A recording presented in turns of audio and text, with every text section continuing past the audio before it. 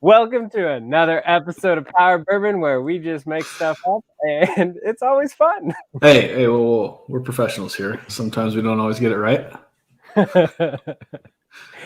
As you can see, there are two of us. One of us is getting prepared. We'll be here at one point in time, but the two important people are here. So how's it going tonight there, Chuck?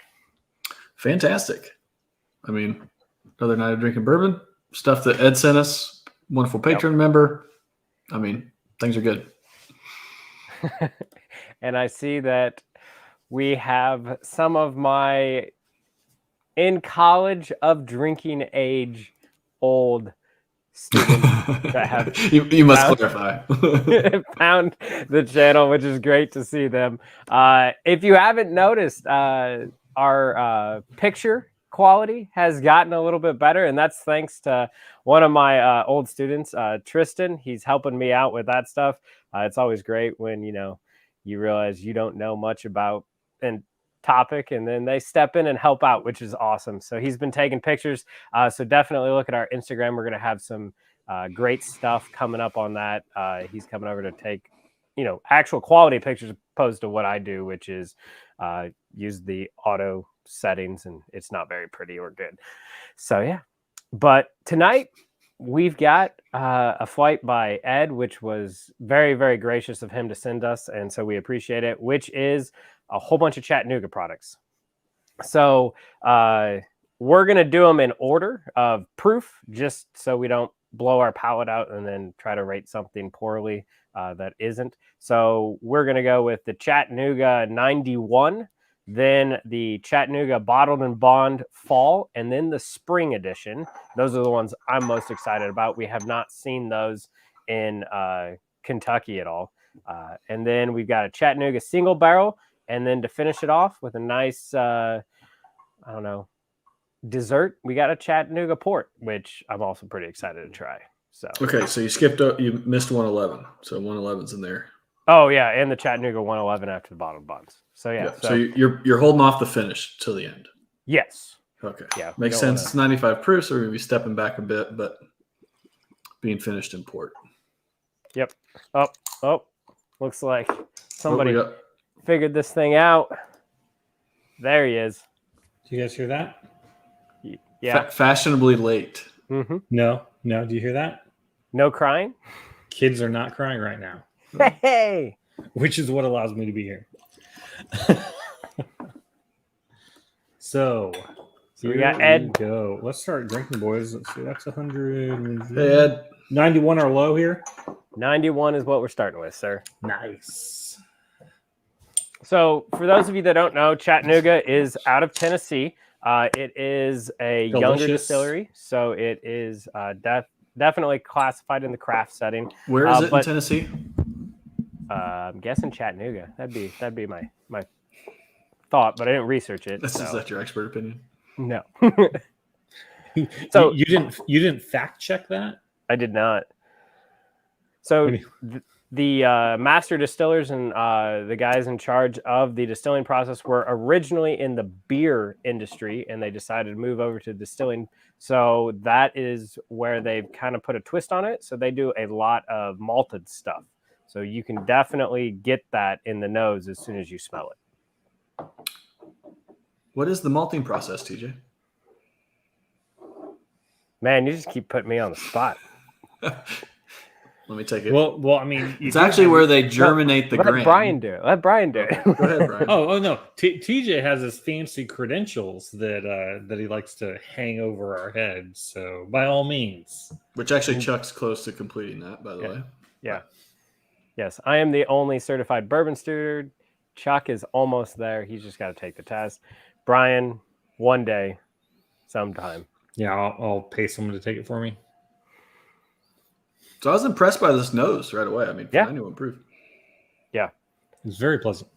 Well, I like it because, like I said, the malted stuff come through. You really, it's much more of a beer type nose, which is interesting. You get some of that caramel in. A little bit of that, and maybe that's what you're calling maltiness, but just a little bit of that graininess. Grainy sweet. Sounds like an apple. Granny Smith? I know. We could coin that phrase. Sounds like maybe a good name for a bourbon out there. Granny Smith. There are some apple notes here on the palate and the finish. That's for sure. Power of suggestion.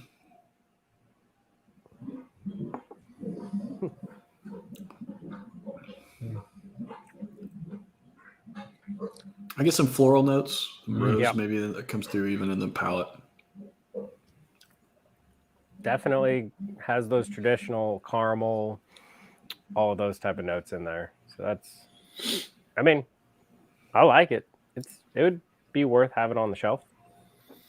Yeah, very pleasant, easily drinkable. I'm trying to place the finish. Is it like a light ethanol? Is that where you guys are at on that? Yeah, but it's not off-putting by any means. Very, very drinkable. Very nice finish. Sweet. Ed's drinking through with us. Yeah, I mean, I could go. I mean, maybe a little bit of light ethanol, but I think it could even say just a light baking spice that kind of lingers on. Yeah, I was trying to think if you wanted to introduce someone to a little bit of that taste on the finish that they could handle, this would be an easy finish to handle. Yeah, honestly, I think so. I know when we first started, which is crazy, 2 years ago doing this drinking, and only a year for us actually, like putting it out there for people to judge us on. Yeah. When we started, we did the Elijah Craig because that's what everyone said to do. And that was sample number 2. I think you started us with Woodford. And then you're right. Yeah. It was Elijah Craig number 2. But same night. It was the same night. Same night. That has way more burn and ethanol notes on it than this does. And if you were used to drinking beer or something else, I think this would be an easier transition to go to. So this might be a good one, just to start people with. Get an easier transition, but not like a Basil Hayden level of lack of flavor. There's a lot of this. Still has some really nice flavor notes. Mm-hmm. Yeah, and that's kind of what I was getting at. Is I feel like you get the flavor notes, but this would be a nice transition into some of those bourbon flavors. A little bit of that spice, a little bit of that ethanol, a little bit of that sweet orchard fruit. Hey, there's Lance. What's up, Lance? Hey, Lance. Thanks for stopping by. Chuck was already bragging to me about tasting sample 1 and sample 2 of your amazing Advent calendar, which if you haven't been watching Whiskey Tornado, definitely go check it out. it. He's doing 24 samples that are going to be amazing. I'm just impressed he did 24 videos. Like, I know how much work that is, and that would be crazy. He's still recovering. Yeah. Actually, what would be amazing is like a marathon, 24 videos in 24 hours. Go. I thought you were going to say a marathon drinking for 24 hours straight on live stream. Well, that too. Oh, that would be a great live stream. 24 hours straight. You have to drink, edit the video, make the video, post the video, all within an hour. 24 of them. No. That would be phenomenal. You say things like this because it's going to be me that has to do all this stuff, and you that just gets supplied all the bourbon. I show up and drink. Like we all have our niche, okay, in this triad of bourbon, and I show up. That's my niche. Sometimes on time, sometimes not. It keeps the mystery. Keeps the mystery in it. Is he going to be here? Is he going to be on time? Is he not? Is he going to be early? Is it Henderson that he snuck in this bottle that I'm tasting right now? Speaking of Henderson, so I got to do it because Ed's on, Lance is on, you guys are here. So I got the stickers in for our first barrel pick that is going to be coming out here. It actually got bottled yesterday. So hopefully we'll be able to go pick it up here in a little bit. It is a new riff, but per recommendation from our Patreon community. Our sticker, I'll have to stand up to do this, is Brian with Bottle Henderson saying it is totally worth 6 Hendersons.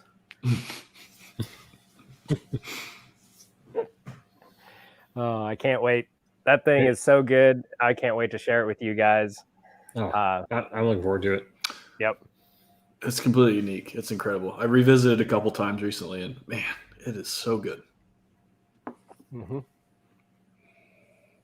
So I've already poured number 2. I don't know where you. I was going to say, number 1 is delicious. Definitely recommend. Yeah. Did Ed give us a price point on any of these? That was part of the research that you were supposed to do. Did you not do that? Luckily, the internet's right next to me, and I can pull that up. They're all reasonable. If that's reasonable, that should be on your shelf.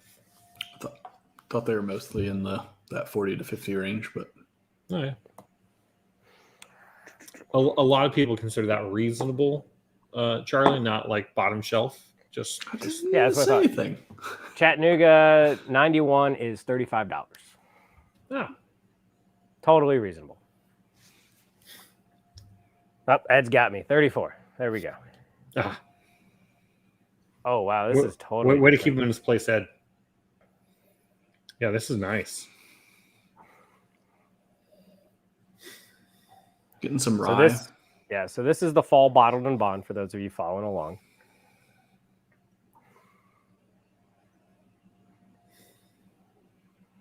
Yeah, there's definitely like some hay rye notes in there, which is interesting. Yeah, because I wasn't getting that, at least not predominantly on the first one. Yeah. The sweet maltedness is gone. It is. I was looking for it. Like I was trying to go back to say, like, where is it? Mm-hmm. So hold on. I have not sampled it. You said we were going to order of proof? Yeah. So 91 and then bottled and bond fall. Yeah. Because fall comes before spring. Yeah, and Brian's going to critique because he has a 95 port finish that we've already discussed if you weren't late to the live stream. Okay. Now we're going later. Okay. Here comes my fall. Stop trying to catch TJ in a mistake. He's like, wow, this smells like wine. It was very. I don't understand, guys. I know. All of a sudden, you're describing just one or two of the notes, and I'm like, man, something is way off here. And I don't have my COVID counter for you to be like, I got COVID, ding. I know, right? So, well, thank goodness I'd be in the wrong thing. So now we're gonna go with this bad boy. Yeah. So yeah, it's completely different nose. Definitely hay rye notes in there. Yeah, the only thing sweet I'm getting would be a little bit of a honey note. It was very short-sighted of me to try to make fun of TJ that fast. Oh, man. Lance is doing 32 videos. That's crazy. And it's not crazy from the amount of bourbon drinking. It's crazy from the amount of video editing that he has to do. And then, if I remember right, is it this Friday? You can let us know, Lance. Or next Friday, you're doing your best of live. So I thought that was next Friday. I'm jealous. I want to watch. I thought is that the 10th? I think it's the 10th. Ed'll be live in that one. So, and then, like, I'm starting to realize why Ed's a Patreon on 2 channels, because he's going to get to do the best of that. And then coming up in January, when we've narrowed our best of down to 5, he gets to participate in that one too. He's a lucky man. All right. So he's smart. We've talked about working that bourbon network, and that's exactly Ed's bourbon network right there. You could learn a thing or two there, Brian. I think I already have a pretty good bourbon network. So December 10th, make sure you tune in. I know that he's picked out some really good stuff, and it'll be a great watch. We will definitely tune in and give him a shout out in the comments, and give Ed a hard time when he chooses poorly. And Lance is doing things a little bit different than we are. He's only choosing bottles that are a bit more easily available, more readily available. So that'll be interesting. We have a Chuck. Strongly suggest everyone get themselves a Chuck. Yep. I don't know. Get a Chuck in your life. There's people out there as far as bourbon hunting that get a lot better than I do, or get a lot more than I do. Here's the problem: is you really need a Chuck and a TJ, because you have your Chuck that works like 95 hours a week and has no time to buy bourbon, and then you have your TJ that does whatever it is he does and works. Teaches the youth of America. Yeah, I'm important. Thank you, sir. Well, I'm sure the title of his job says that. No, TJ, you do good work. Can I bring us back to this bourbon really quick? Oh, yeah, absolutely. Sorry. It is amazing. I'm getting well this done, Ed. Odd, and it's different from we said this note on the Bookers where it was like this pepper spice that kind of lingered, like a hot pepper, like a jalapeno or a habanero or something that like Poblano, lingers on. I believe. No, it was not a poblano. Maybe it was poblano. But I get that. I get like a green bell pepper note on the palate of this. I didn't get it on the palate, but I definitely get it on the finish. And I had that on one. It was I think it was Malbec, or Cab Franc from Huber's in Southern Indiana. Yeah, I remember tasting that. It's oh my God, I've never just felt like I was drinking liquid green pepper, but this one I guess is less, or is more spicy. Not as not a bell pepper, not as sweet like that, but definitely like a spicy pepper. It's really interesting. I was definitely identifying that as like almost like an evergreen with a little pop. Yeah, and I would say the finish is definitely stronger than I would expect for a bottled and bond. I think you could put this up against some higher proof stuff and it would hold its own. Yeah, I think partially for me because of that pepper spice.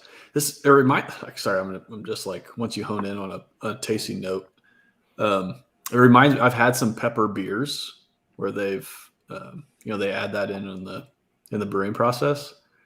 Some of them are actually just over the top with the pepper spice, but like that's what this reminds me of. Mm-hmm. The what's the one that we always have around here? It's from Country Boy. You gave us one that was gosh. It's got a habanero in it, and it is it's so rough because every time you drink it, your like mouth starts to get on fire, so you drink more, and it just keeps it going, and you're like oh shoot, I forget what that one is. My wife really likes it. She likes the really spicy stuff. I just can't drink it. It's just too much. Yeah, you sent it to us and tortured us. Yeah, I was back I was gonna say when we did beer tastings and bourbon tastings, and the beer finally disappeared. Yeah, remember how we were like, hey, we can't keep up with the bourbon, that gets too expensive, so we need to mix in some beer tastings, and then it was just like, hey, bourbon's just better. We're just gonna spend money like we have to spend. So yeah, that's a good note, Ed. Pepper jelly, I like it.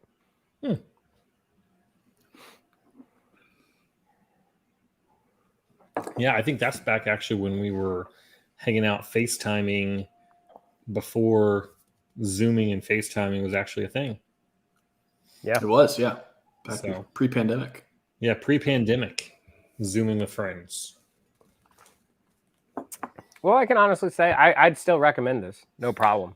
Like, I do too. I think that pepper is probably that graininess or the maltiness kind of masquerading as that, but it's like you don't get that typical crafty either grain or dough note on it at all. Mm-hmm. I think this is unique. This is interesting. Yeah. If I had to go between number one and number two, I would be going number two.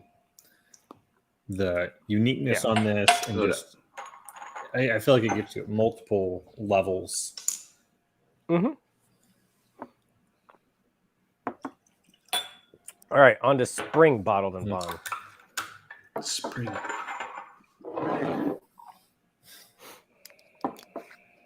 So, just because I just found out about it today, Chuck That's a lot is different. going 50-50 with me on the Jim Beam Barrel and Box subscription service. They got strike one. Like, I'm going to give them another chance, but I might have to cancel the subscription. So their winter subscription, what we get is Knob 15, which I'm fine with, and Basil Hayden 10-year. And that cost us $200. I'm like, come on, guys. Really? I just saw Costco in Champaign today had Knob 15 at $100. Yeah. And I can tell you Basil Hayden 10-year is not worth $100. Yeah. Hey, Nick, thanks for coming out. We appreciate it, man. Cheers, Nick. Good to see you again. What on the Basil Hayden lineup would be near nothing, even close to worth $100? But like, I mean, I'm not gonna lie. So that's a $75 bottle, right? Yeah. Yeah. Oh yeah.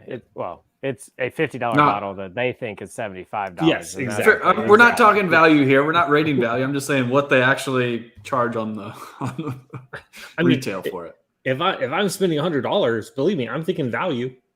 Yeah, but the problem is, and Ed understands this, they've got me. Like, I'm never going to cancel it because they're going to keep the next one.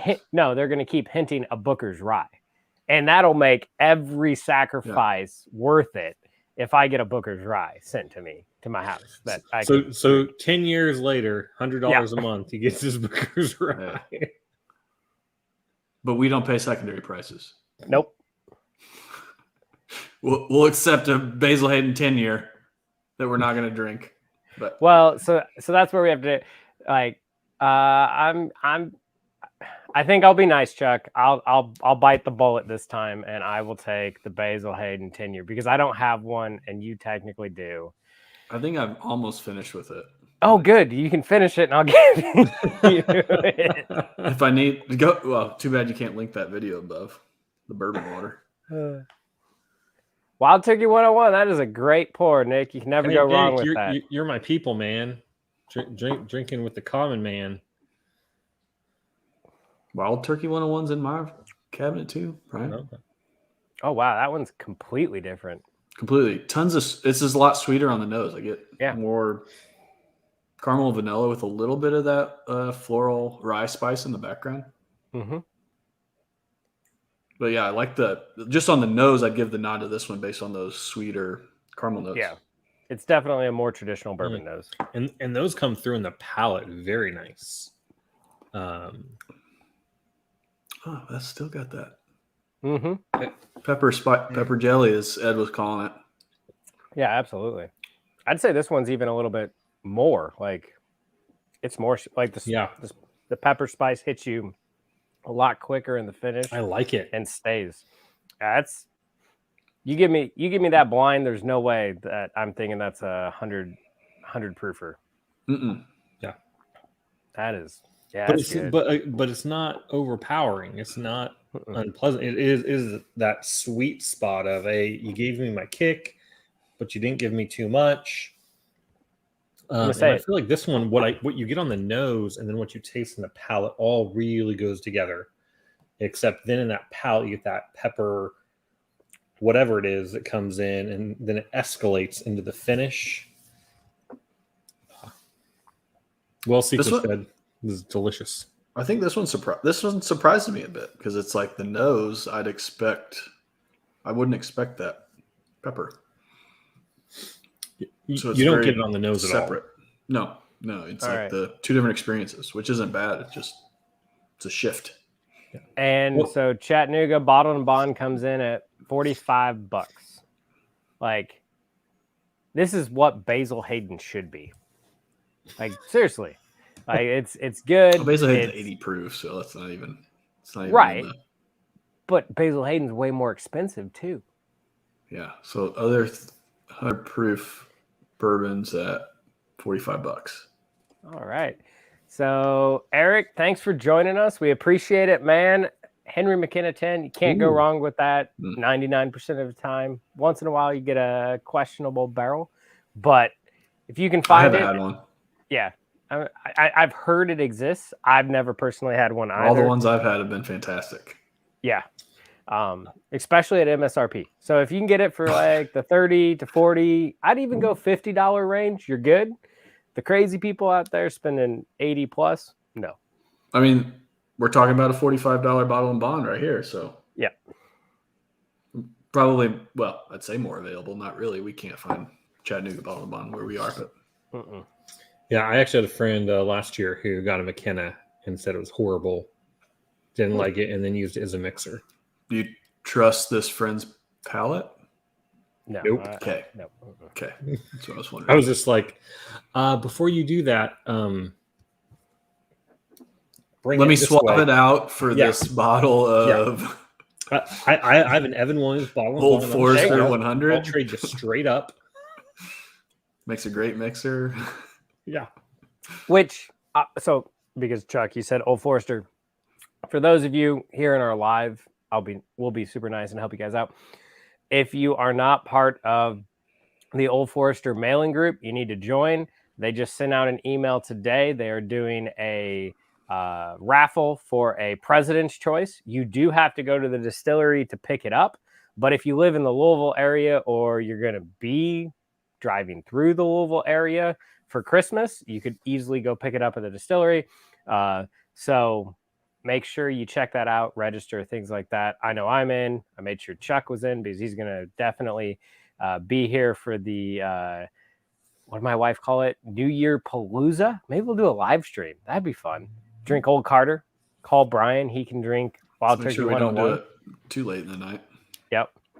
So make sure you guys do that if you haven't. Can I have a friend pick it up for me? Nope. It's got to be you. They said so in the registry. I'm trying to think who I know in the Louisville area that looks like me. All right, Nick. You, sir, have the bottle that is the one bottle I wish I had. This is TJ's biggest bourbon regret. Yeah, that is my biggest bourbon regret, which I've talked about multiple times, so I'm not going to refresh everyone's memory. Oh, we should reopen these wounds. Open that one. Now, question, TJ, did you have it in your hand? I did, but to put it back, right? I got E.H. Taylor single barrel, so it's not like I had it in my hand and I put it back and didn't buy anything. Old Forester memory there, buddy. I bought another single. Things. I have seen as many E.H. Taylor single barrels as Elmer T. Lee. Unfortunately, having tried them, Elmer T. Lee is way better, and I wish I could take that day back. But it is what it is. Nick, congratulations. Enjoy it. It is a great pour. Anytime I can get it at a bar at a reasonable price, so $20 or less, I always get it. Like it's just so good. Enjoy. I'm on to 111. You guys moving on?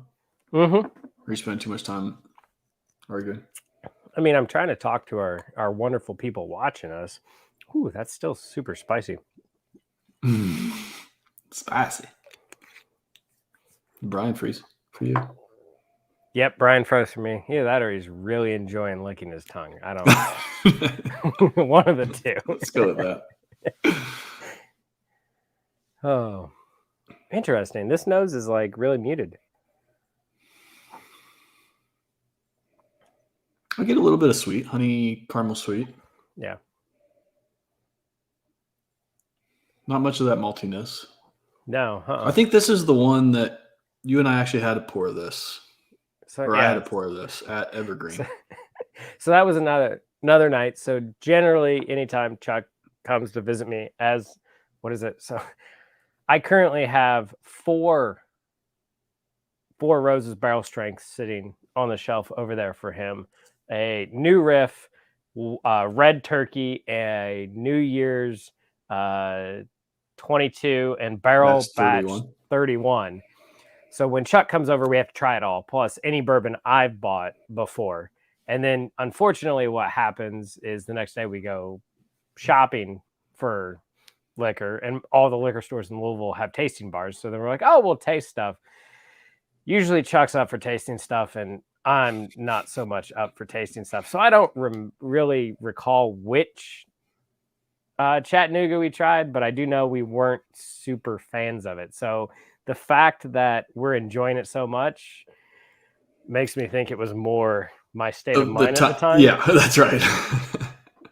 Could have been the time of day. Could have been the fact of what you did the night before. I'm thinking that might be a good deal there, Ed. I'm thinking we'll have to work something out.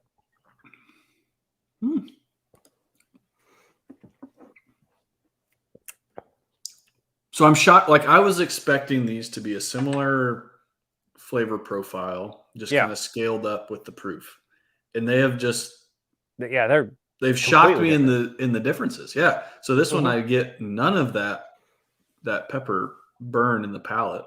No, huh? This one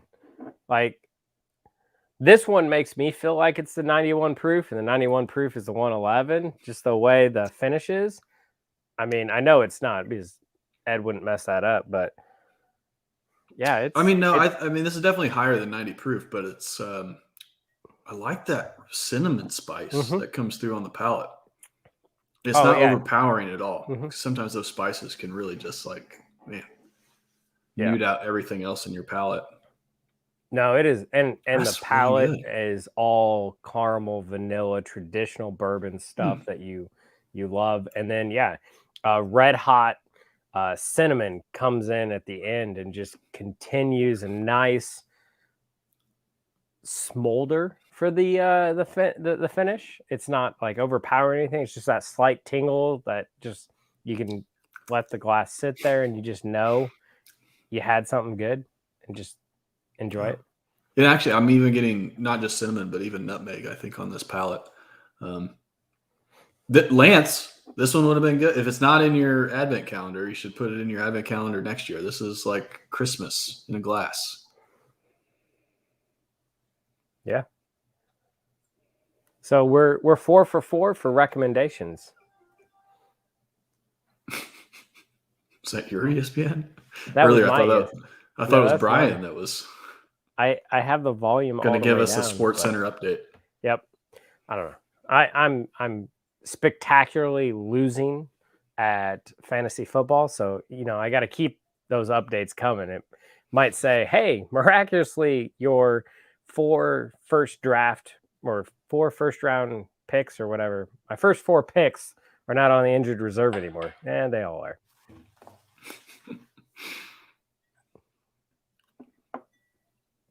This is my favorite so far. I think it's the best balanced. I like a little bit of sweet notes on the nose, and then that to me that cinnamon and nutmeg is not overpowering, and it's really delightful. He's back. Brian back. Hey, there we go. Yeah, this 111's great. Like I've been on the fence if I should pick one up. I'm gonna have to go do it now. Thanks for tuning in, Brian. We finished the live stream. It was great. Typical. See you next time. All right. I guess I'm just going to do a lot of drinking on my own then. So. Oh yeah. Welcome. No. Or go watch another live stream. So then I'm not drinking alone, because that's how the problem starts. I think if you ask, like the people that are looking at our spinning habits, the habit or the problem started a while ago. You did miss my list of bourbons that I have sitting over here for Chuck, but I could also go with my list of bourbons I have sitting over here for you, sir. That is a nice list. I like that list. Might have been accumulating a much shorter period of time. No. Basically, for every 5 bottles I buy Chuck, I buy you 1. And for every 5 bottles I buy Chuck, I buy me 3, maybe 4. Probably 3 would be accurate. Mm-hmm. We have a 1-3-5 ratio. I mean, to be fair, I play the long game like chess, unlike checkers. So I got my wife to slowly like bourbon. So now I got her a membership in the Bourbon Women. Then she got to do a 4 Roses barrel pick. And today, 9 bottles of 4 Roses barrel strength got delivered to my house. Ooh. It was a glorious day. So I found out of the 10 recipes, I have 7. I need 3 more, Brian, and we can do the blind flight of all 10 4 Roses. Super excited. Yeah. Let me think of the number of times I've seen a Four Roses barrel strength. Never. Yep, there it is. Never. Yeah, so Chuck and I both agreed that Chattanooga 111 was really, really good. What do you think? Oh yeah, it's phenomenal. You can taste the proof difference. I feel like that kind of stands out on the finish, but again, very pleasant, not overpowering. Ed's right there with you. I don't know what that means, Ed. He's seen 0 Four Roses barrel strength. Oh, That's what he's saying. I thought Now, we I were will talking say- about Chattanooga 111. I'm like 0. I don't. No, I'm speaking in binary, Ed. Ed's a secret computer whiz. Talks in binary all the time. I Yeah, feel I like like on the 111, it's similar to more so. I feel like the spring bottle and bond with enhanced, similar notes, but maybe enhanced. I don't know if you guys felt similar to that or not. Definitely not reminiscent of the fall. So yeah, so the big difference I think between the bottle and bonds and the 111 is both bottle and bonds had that like green peppery note to it, whereas the 111 was definitely a cinnamon, Nutmeg. nutmeg finish, which is interesting. But some of Very those good. same sweet notes I feel like carried through from the nose. Yeah, Yeah. definitely.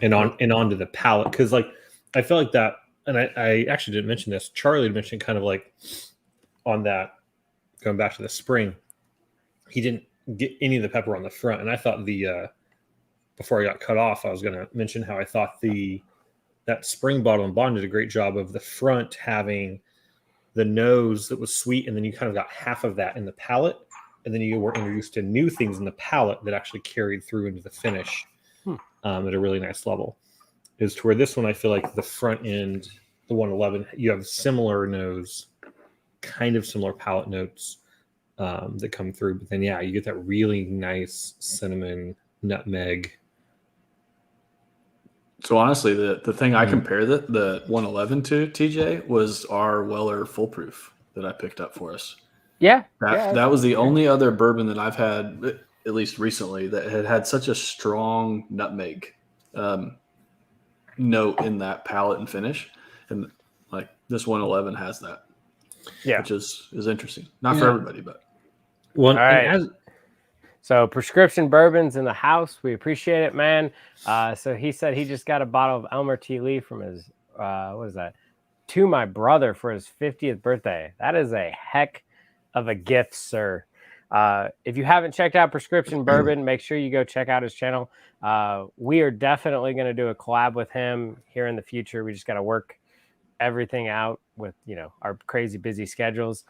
Great channel. Make sure you check him out and everything like that. But cheers, man. And I'll make sure I tell you when it's my 50th birthday. I'm just no joke. Put that out there. Brian just turned 40. I just turned 40. Turned 40. What does that get me? Buffalo Trace. Oh, there it is. We just sent you 20 of our best bourbons of the Right. year. That's true. That's what it And gets then you. you sent us the 10 bourbons you bought this year. We all work on different budgets. That's the beauty of the channel. So going back to the 111 here, I was going to say that on the finish, that strong nutmeg flavor, yes. But what I found interesting is if you drink and just let it sit, I almost feel like as the finish goes on, you get more of a nutmeg linger than a cinnamon linger. 100% agree. That's what I think I said that. Oh, well, you He was just said it probably was young. strong. Not usually, like if I'm looking at nutmeg compared to cinnamon, like the cinnamon's usually going to overpower that nutmeg, especially over time on the finish. But it kind of, the nutmeg outlasts it. Sorry, maybe I wasn't paying attention enough to what you're saying. But you I mentioned just the nutmeg enjoyed it. was strong, but I don't know if you I said enjoy it. overpowered. I don't know. Maybe someone can leave a comment. I mean, you said it was Moving on. strong. Moving on to the single barrel coming in at 118.6 proof. I enjoy the awkwardness. It makes my life, because this is a great part. Everybody now gets to see all the stuff I have to cut out. All on the a behind normal the day. scenes. I'm going to go All back of and it's- watch this. I'm gonna All go this back and glory. actually watch this video, unlike all the others.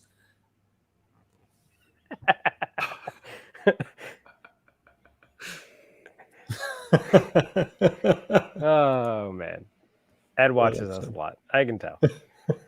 Mm. This is Best probably nose. the best nose. Yeah. Jinx. Yeah, I think still like sweet, but I'd say predominantly sweet caramel with a little bit of a toasted sugar note. Yep.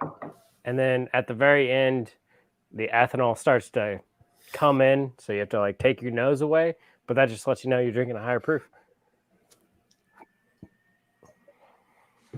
Yeah, maybe a little bit of a rye spice back there, but mostly sweet. I mean, if the palate's and half as powerful. good as the nose, we're good.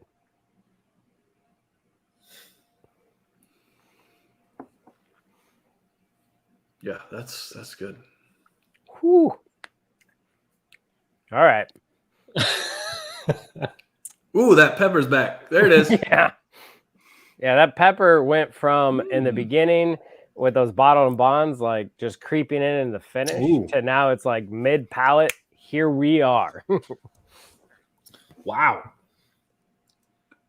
So Ed, did you slip some like hot pepper juice into these things? No kidding. Yeah. Ed slipped something into all these. We're gonna wake up tomorrow and have no clue what happened. So I am thinking of Doesn't this. strike me as that person, but I don't know. So because I'm a teacher and I hear all the cool things that are going on now. Have you two heard of the one chip challenge? I have, yeah. Brian, have you? Nope. Ooh, yep. This is gonna have to happen. So when we hit 1,000 subscribers, our live stream, I think we're gonna have to do a one chip challenge. As long as my one chip is a Cool Ranch Dorito, I'm with you. Nope. Nope. I'll send them out. I thought for the 1,000 subscribers, you're auctioning off my bourbon or whatever. So Yeah, I'm already absolutely. contributing. I'll let you guys do the one chip challenge. Nope. Oh, that's what we do. We can have. I like this. I'll send a one chip to each of us, and every time, because by then we'll be able to accept super stickers and all that fun stuff. When you submit a super sticker, you're going to be entered into an auction of my bourbon that I'll put up 2 bourbons. Chuck will put up 2 bourbons. Brian will put up 2 bourbons.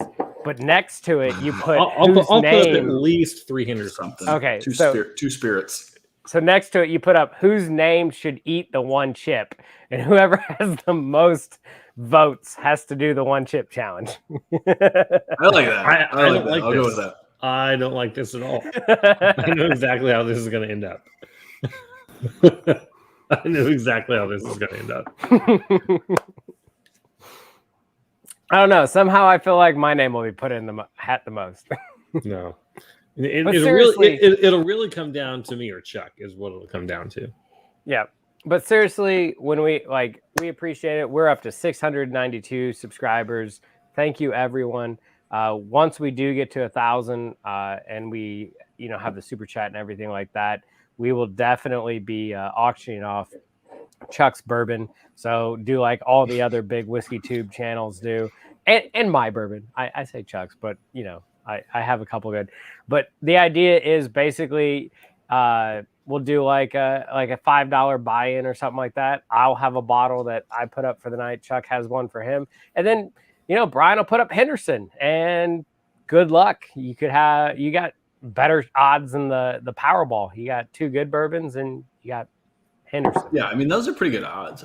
Yeah, I'd take those. I feel like we could count Henderson as a decent thing to drink. It has alcohol content.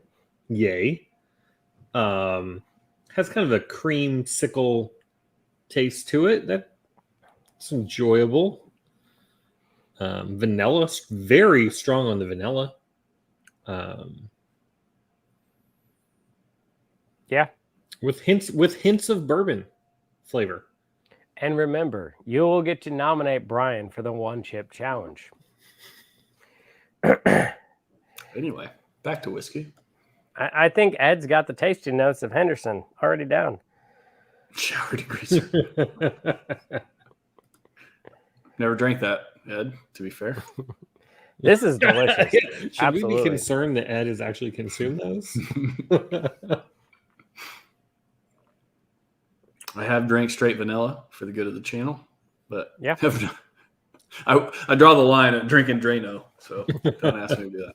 I appreciate that. Don't ask me to do a blind between Henderson and Drano. I will not. The color's a bit blue, a little viscous. Nick is on it. He saw you jump into a cold pool, and one chip's no deal. Which, by the way, since we got some. Yeah, but that got me an old Carter. Yeah, no. That you So we have because it's but in to my be- possession. Right. So we need to ask the community because we got a couple of our Patreons that have been on for a long time. So it's been a year. Brian still has not picked up the old Carter. Should he be required to jump into the pool again to receive the old Carter, or should it just go to Chuck? The pool We is need to know. closed. Either of those are B- fantastic solutions. Okay. You haven't come to me either. Is there no other Just body saying- of water near you, Brian? If the pool's Just saying, closed, find a You river. haven't come to me either. And I believe I have frequented your guys' place more recently than you frequented our place. It's kind of like your turn to come our direction. There's no. Oh, sorry.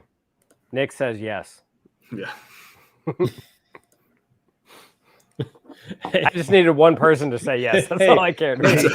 Hey, there's an opportunity for a logical argument or Brian enduring some type of pain. Big Ooh. shocker. Everyone says Brian should have the pain. I like it. Ed just says one chip challenge and you get the bottle. Yeah. I like it. I don't even know. I like how this is, and then we're going to be sitting here at the end of 2022, and we're going to be like, what are we going to make Brian do to still get this bottle of Old Carter? That then we've probably sent another sample to, so it's like a sample to everybody. So now we're at like half a bottle. At that point, if you guys still haven't cared enough to come see us, I'll start questioning the friendship, and more will be on the line than Old Carter. Just saying. You could send him like 30 samples. So. I would say just send him 30 samples and an empty old Carter bottle, and then he can just pour it back in. Or say there's still 30 samples left. I'll send 45 bottles, 15 of which could be, I don't know. This is like bourbon roulette. Back to this. Single barrel here. So I am getting a little bit of a pepper, but honestly, I don't think it's as pronounced as that the bottled in bonds. Is that fair? Yeah, You disagree? Mm-mm. But the finish is definitely more pronounced. Like I get that nice tingly burn a whole lot longer than I do on the other ones. Yeah, but to me, I think it's that on the bottled in bonds, it was all to me just that pepper. That spiciness, the warming sensation of what you get when you're eating a hot pepper. This I get that in the palate, but then it transitions into a more traditional spicy, more of a baking spice finish. Or do you disagree? No, yeah, you're right. I was think just looking up the one chip challenge. Oh. So would it have to be like the chip? Yep. Or could it be like, hey, maybe a cool ranch Dorito, like Chuck said? No, it has to be the chip. We have to see you open it to make sure you can doctor it or switch it out. You could have a glass of milk next to you. That's acceptable. Big glass of milk. Yeah. Whole milk. So I gotta say, like, overall, I think I like just the regular 111. But if I could ever find a bottled in bond, I would instantly buy that in a heartbeat. Over the single barrel? Or just in general? In general, because I think I'm going to find the bottled and bond before I'd find a single barrel. It would be tough if I saw a bottled and bond and a single barrel next to each other. Which one? I mean, let's be honest. I'd buy all three at the same time. Is what I would do. I would go single barrel because to me, the single barrel has the best characteristics of those bottled and bonds. But then it's also the nose is amped up with as far as those sweet notes, the caramel, and then I think the finish itself is better than the bottled and bonds. Yeah, I think I'm thinking more like just drinkability. I think drinkability going to day in and day out, because I think one of these could become like a daily drinker. The bottled and bond, I don't know if it could, just because it's so different. It's different. You gotta be, unless you're just if you like the fall bottle and bond, I feel like could be. I think so Ed said the single barrel is a total wine pick. That's interesting. So that would be relatively easy to find if our total wine actually did Chattanooga single barrels. But Tennessee hates Kentucky. I don't know why. I think it has to do with the fact Kentucky has better bourbon, but 2 Tennessee out of 3 football. So people agree. Ooh. So I mean, I'm not gonna lie. Like, if it actually hit Kentucky all at once, I would buy a bottled and bond, a single barrel, and 111. I have seen 91 and 111. So I guess this is where it is. So like 111 or 91 would be great everyday drinkers. I would love to get a vertical flight of the bottled and bonds just to constantly try them out, kind of like with what I do with Bardstown Fusion. And then I would buy a single barrel. And then when I finished it, I would buy another one. I wouldn't need multiple single barrels on my shelf, is where I'm at. Yeah, I enjoy, like, first off, as far as like craft distilleries, this has got to be top 5 for me. Yeah. Oh yeah. Top 3 maybe. Love what Woodinville's doing. Have the personal connection at Driftless, so like what they're doing. But like these are, I don't call New Riff a craft distillery anymore, by the way, but maybe they still are from a volume perspective. But this is like these are good and interesting, different flavors, which I appreciate. And they're not off-putting. Like there are some craft distilleries that they're doing different things, but it's not good. Yeah. I think what you're getting to is there's probably needs to be a new category, like a mid-range distillery, like not like a mid-major. Yeah. The minor leagues. We got the minor leagues here, and you got New Riff, you got Woodinville. After this, I can honestly say Chattanooga's in it. Like, these are all great things. I think Driftless Glen is definitely in it. As their stuff gets even older, it's going to get better. Like, because you've got a couple of these smaller distilleries that are doing, they're not quite craft because their stuff is really kind of above that, but they're not quite to the big leagues yet, like Buffalo Trace and Heaven Hill and all those. Yeah, I mean, that's. So I'll be honest, I don't know what you guys are talking about. The single barrel, I feel like, is easily the pick. I thought you meant like you weren't paying attention to anything we said, and you really had no idea where this conversation is going. So you were going to just like take it in a different direction. That you were just disagreeing with us. Yeah. That's a given. Anytime we get together, you should see. I'm rocking Candy Crush right now, like you wouldn't believe. Crushing the candies. So yeah, the single barrel, the flavors are enhanced. It's good. Like it has everything else that the others kind of want to be. If you're a seasoned drinker, the single barrel, like you don't want 10 things of the same. We're not as seasoned as you are, Brian. AKA, we're not 40 yet. Wow, you're just throwing his age out there. That's rough. He said he turned 40 earlier. He gave his age. I was gonna edit that out of the the live stream. Oh, I didn't know he said it in the live stream. I don't always pay attention to Brian. Am I the only one that listens to both of you? Like, good grief. Probably. Once you show up late, you've lost my respect. I'm friend of the year because there is only one person left to win friend of the year. Exactly. You have 2 friends. Sorry, Ed. He was just talking seasoned.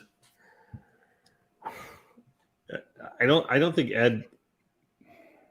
Okay, I'm not going to finish that. Okay, so no, the single barrel is great. It's easily the best of this lineup. I would grab that, especially the price points we're talking about. It's great. The 111 is good. The bottom bonds are good, but do yourself a favor. Get the single barrel. You're gonna be happy. The other ones, if they're there too, yes. Look at grabbing those. But oh my gosh, if you had to pick, are you kidding me? Oh wow! Are you kidding me? You ready for this, Brian? You sir got a compliment. Thank you, Ed. Delicious. Oh wow! Okay, so even more proof to your statement. The single barrel is only $70. That at 70, that's a heck of a steal. Like you've got a good quality bourbon at that point. It's you guys be crazy. All right, so we're gonna finish off the night with the dessert bourbon. Another one I've been super excited to try. I've seen it on the shelf multiple times, never actually pulled the trigger because like my go-to port finish bourbon is Woodinville. Like I love the Woodinville port finish, which is 94 proof. This is 95, so 1 proof point higher, but basically the same thing. So we'll see it.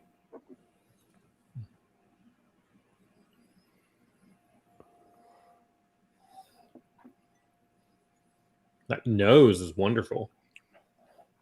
Is it like a dark, like chocolate cherry? That's good. Yeah, those port notes come through. Yeah. But still with a hint of whether it's ethanol spice or rye spice. So I remember when the first reviews came out on this because it was, I want to say spring is when they first dropped it.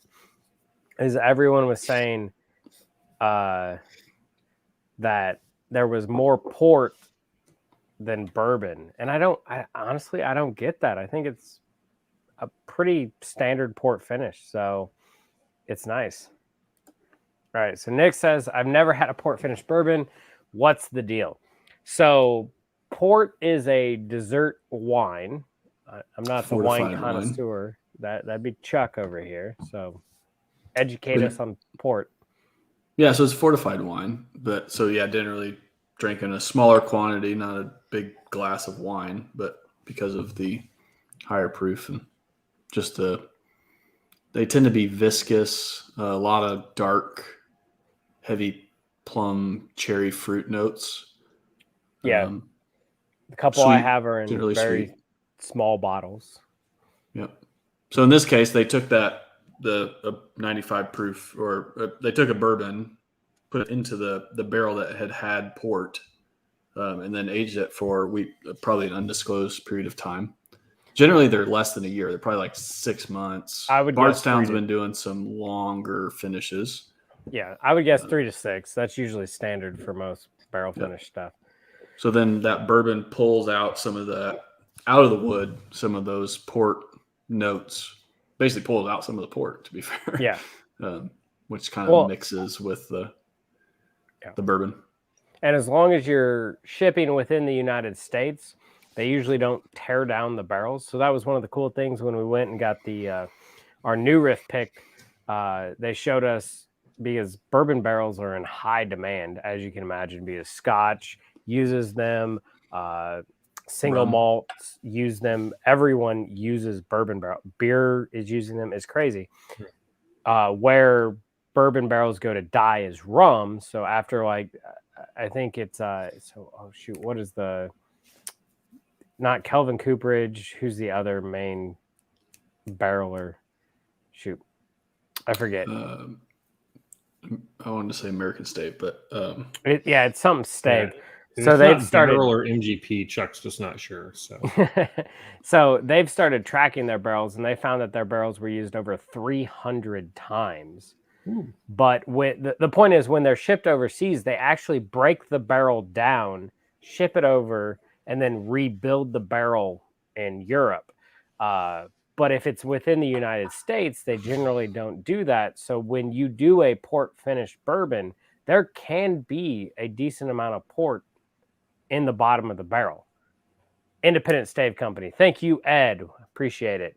So yeah. So, and a lot of these like Kelvin Cooperage, Independent Stave and things like that, it used to be they would sell the barrels to these bourbon companies, and then the bourbon companies would sell them back. Now, generally what they're doing, so Peerless does this, New Riff admitted that they've started doing it, is they basically put a $5 down deposit per barrel, and it's still Independent Stave Company or whoever's barrel. And then at the end of it, they get the barrel back because a used bourbon barrel is worth more to them than their original barrel is. And so they just keep flipping them and everything like that, which is really cool to find out. Yeah. And they can track those to some degree. I found it amazing. Like just the cooperage process in general is amazing that they can tear it apart and still put that back together and make a watertight, more or less sealed barrel just out of wood with no adhesive, no extra stuff. Like they're puzzle masters. Yeah, no kidding. It'd be kind of a cool job. Like, I mean, every barrel is uniquely different in your jobs, like to put that back together. Yeah, and it's one of those like, so you've got the two competing things. You got the people that are trying to automate it and make it just cycle through, but then you've got, you know, the diehard people like Jimmy Russell and all the old school master distillers that are like, no, it needs to be like handcrafted barrels because the individual cooper understands how long to char it and all that stuff to get the perfect barrel. So it's one of those that it's a really interesting like dynamic right now, which is cool. It sounds like we need to get a healthy sampling to do a blind tasting on craftsmanship style versus automated style. For scientific experimental reasons. Well, I mean, so Buffalo Trace has kind of done that with the single oak project where they choose different varieties of oak to make their barrel and see how that changes it. But yeah, it'd be really cool to see a distillery truly like, so I'm really excited with, you know, the good subscription service I have, which is the Maker's Mark one, is doing the entry proof thing, which I'm super excited. Coming up here, we're going to share with the three of us, Ed, Derek, Whiskey Tornado. We're going to hit all these guys up and like not blind this off, truly see which one's the best. But if we got a distillery that did like, I don't know, oak and different types of wood to see how that truly affects the same distillate, that'd be interesting. You should propose that. Maybe write a well-crafted letter. Yeah, to my congressman. Yeah, exactly. I'm a fan of this, Ed. Yeah, like I get those dark plum fruit notes from the port on the nose, and then to me, like I don't get any of that pepper spice. But for 95 proof, this is quite robust, both through the palate and the finish.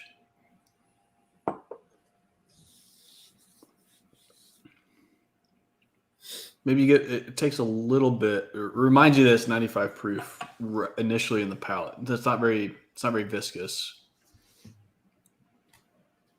But to me, that lingering,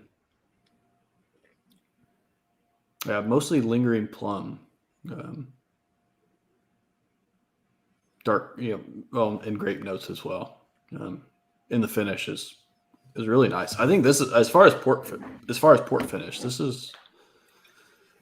This is up there. I think it's better than the TJ actually pulled out his wooden bill port finish. I did. Right? Mine's tucked away somewhere. I'm not sure. But I think this is better than the wooden bill, personally. But we'll let TJ tell us. I'm going to go with Chattanooga on the nose.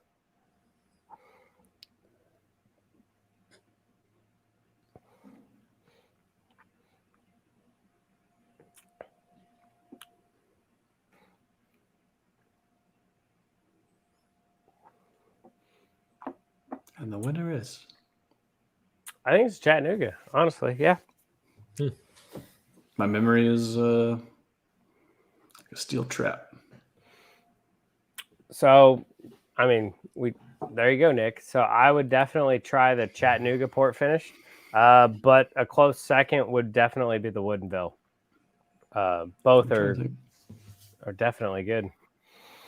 I'm trying to think of other port finish. Driftless has done the port finished.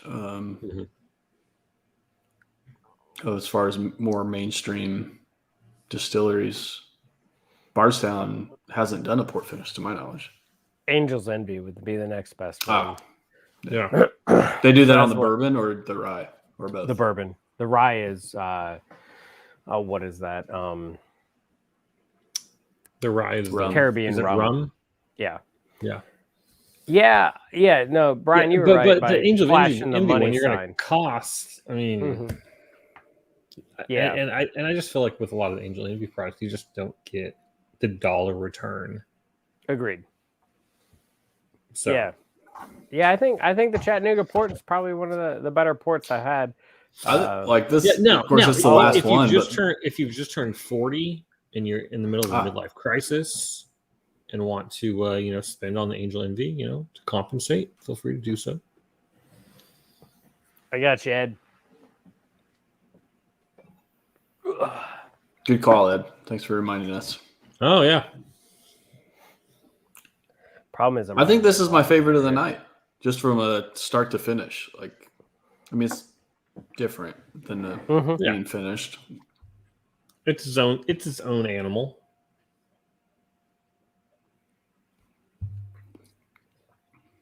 I still think the single barrel is definitely my favorite of the night. The single barrel's good. All right. Gives me an excuse to try this. Moment of truth. Oh no! Again. Leaky cork. Ooh. It's always a good sign when the cork is cheap. No, that cork almost ripped in half. Whew. That was You been rough. working out, TJ? I have been. Like, can't tell. Not just lifting bottles, but like. Definitely need to wet that cork a little bit more.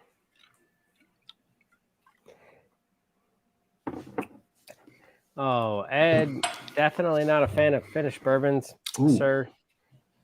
Have you had the Copper and Kings apple brandy barrels, Ed? From Bardstown?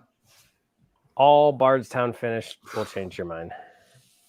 Well, definitely that Copper and Kings. Like, but I mean, the Pfeiffer habits. But I mean, have been very good. But saying like Bardstown's finish, like who does? Well, let me rephrase.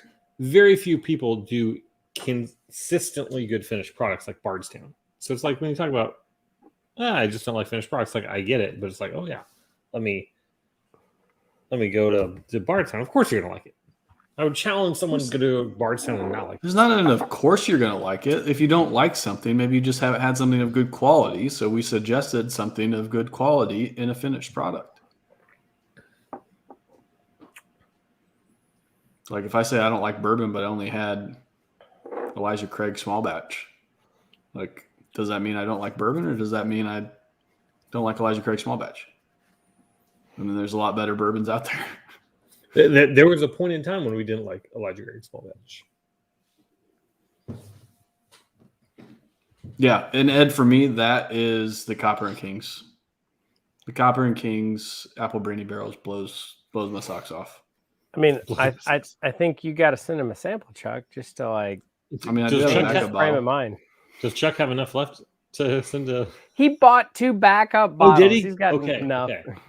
I just remember a while back, Chuck was like, it was down like this. It was like so low, and he was like crying himself to sleep at night. Like, so that's the find of the year. I found 2 and collecting dust in California. Yeah. Oh. So I've got to go. Wait, TJ, did you get a text on that? Yeah, I did. Yeah, you got a text, and we've talked about it on the channel before as well. But thanks for paying attention. So. If you want port dominant finished, so port over the bourbon, Bowman's your way to go. If you want bourbon over port, then Chattanooga's your way to go. Both are better than the Woodinville. I'd go Chattanooga then, because to me, I get plenty of port on this Chattanooga, especially even in the finish. What's lingering in the finish to me is mostly port flavors. So, I wouldn't want more port than that. I don't think. Yeah, there's more in the. I would agree with Chuck on that one all the way. So, yeah, that's a great flight. Yeah. Thanks, Ed, for exposing us to Chattanooga. We really only had the 111, and that was, as we found tonight, not a fair representation the first go round, because tonight our opinion is quite a bit different. Yeah, I thought I was done buying bourbon. Oh wait, it's a new month. Okay, we're good, so I can go pick up some Chattanoogas. So yeah,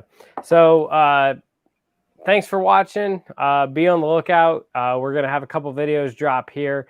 Like we said earlier, we are working on our best of.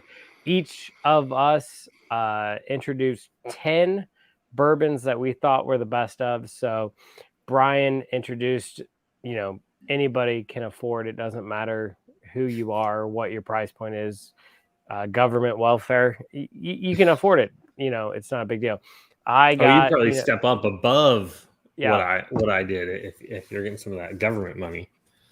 And then I picked, like your average drinker, some stuff like that. I will admit I've got one or two in there that are super hard to find. And then we've got Chuck who put his 10, like, good luck. You would be super, like, you just win the lottery and you could get you had a Weller foolproof in yours. And if I didn't put it in, you would have put it in. So I'm just going to say. But yeah, so we each put 10 in. We are currently blind. We double blinded them. So we have no idea what they are. And we're going to go through, rank them, everything like that. And so I will introduce mine. Chuck will introduce his. Brian will introduce his. And then we're going to do a video where we've narrowed it down to the top 10. And our top 5, we are going to send out to our top 2 Patreon members, which is Ed and Derek. And then we are going to do another live stream, probably January, where we try to figure out what is truly the best bourbon of 2021. So I thought it would be fun, and it's turned out to be a lot harder than I thought it was. Very hard. And spoiler alert, Chuck literally bet his house that 3 of mine would not make the top 5. Yeah, that is true. So Chuck, on record, let's make sure that makes the video, is literally bet his house that 3 of mine will not make the top 5. So, come on, underdog. Everyone loves a good underdog story. Underdog story? Whose palate are you going to trust? Well, it's the collective here. Yeah. So the board? You're going to have no one to blame but yourself. Wow. That's okay. That's okay. I have a good tent for you. I would just like to point out the first Star Trek reference came from Chuck. I mean, with that, once again, everyone, thanks for watching. We appreciate all your support. Ed, thank you so much for sending this flight. We appreciate everything, man. You've been huge support of the channel, and we wouldn't be where we are without you. Everyone else, thanks for tuning in. Thanks for watching. We never thought it'd be this big, and we just can't wait to see what it gets to. And we'll see you next time. Stay neat and keep drinking some Chattanooga. That's the power of bourbon.